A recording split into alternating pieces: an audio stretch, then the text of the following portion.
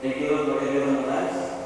And Lord, I pray, we pray, that you will give us more protections, peace and order. Counterpart sa PCA, wala yung...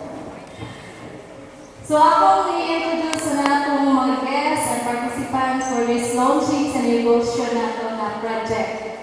So first of all, together with our barangay official, let's the RCICI.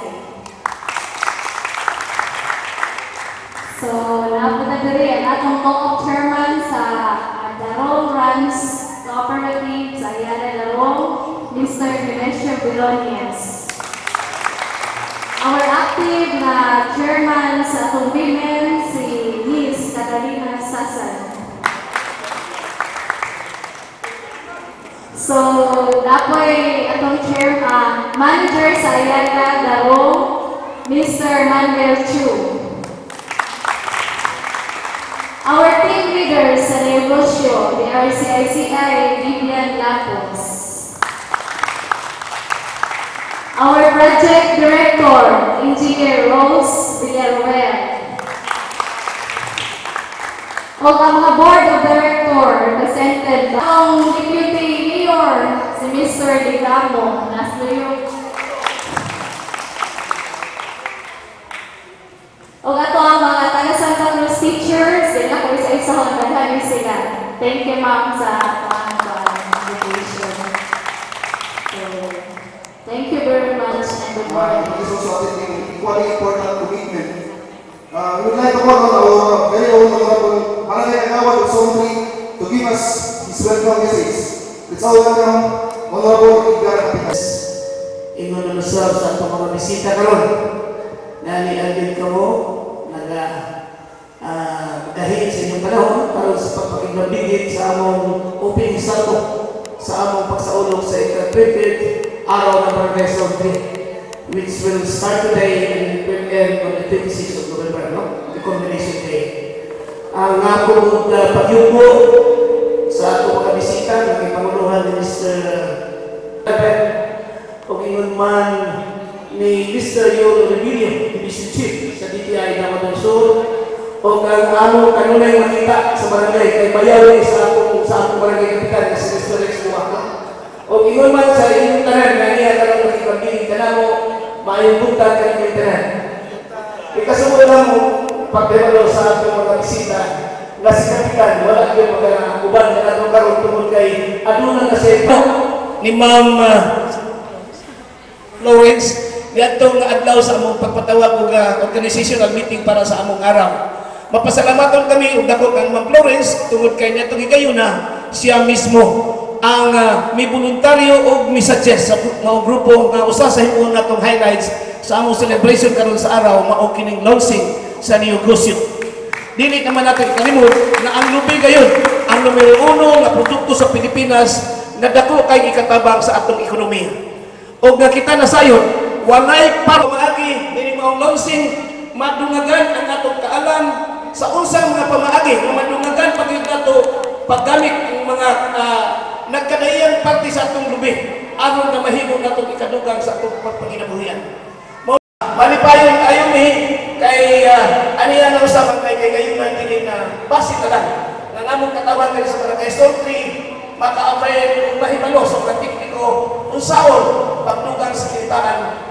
We are welcoming you with all our hearts and with gratitude na kamo ay pagdaro aron sa presentation on the Davao Region Coconut Industry Cluster, akong tawagon ang akong amiga si Vivian Lapos para sa iyang pag-promote sa Maibutag sa inyong tanan, lagi na sa ato.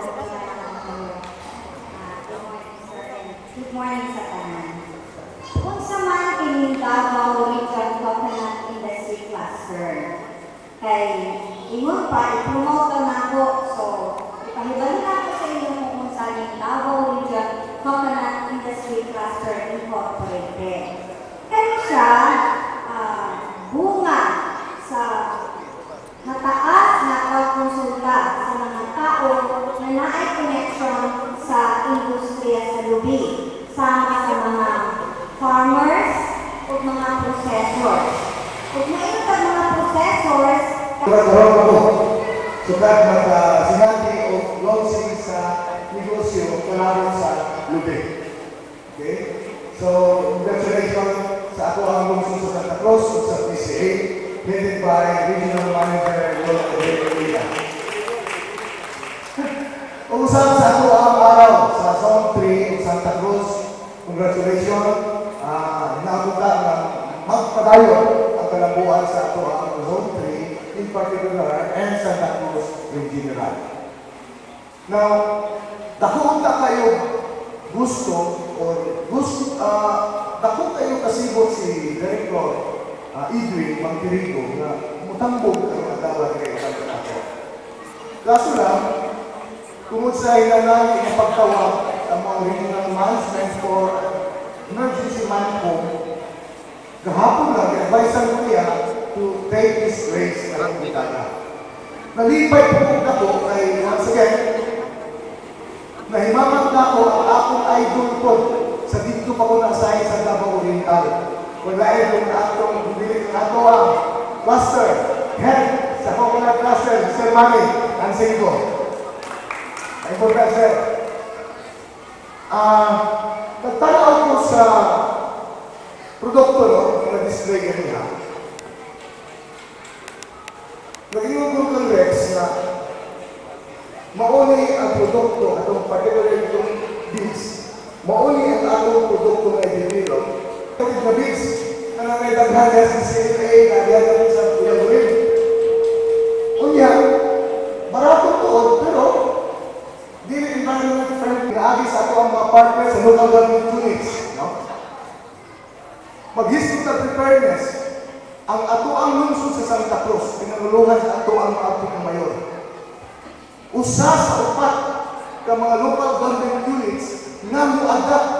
Pipila na lang ang gawin na karon, hindi ginatawag na electronic business processing and licensing system.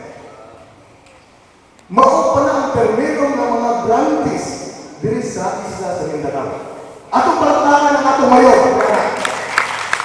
Dito na siya na development. Wapo kayo ng encouragement sa ato ang mga investors kahit upside, gali, efficient, Ministry of Honorable Mayor, Honorable Jordan A. Edwards. This is again another day. Sana po ito bagong tatlaw na ihatag sa inyong kanato. So, pasalamatan. Merry Christmas Day. Nabayot na ba? To our honored guests from our very supportive partner agency of the national government, PCA, headed by the regional director himself, Director Lola Rodriguez, Exorex, the provincial director, other staff, Lawrence of Simutya ng PCA, mga non-governmental organizations supporting the coconut industry and our government. Our barangay officials are here. Rudy Casas, is not here, but he is actually represented.